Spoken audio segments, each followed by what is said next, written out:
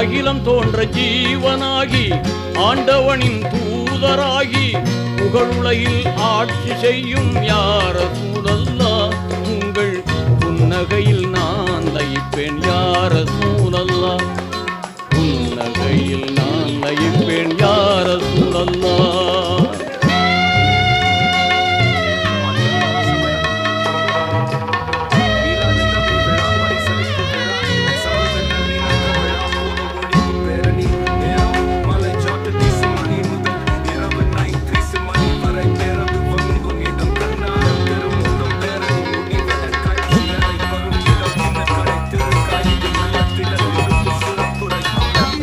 மாறி சென்றிடாமல் பாதுகாத்து இங்கே என்னை நீதி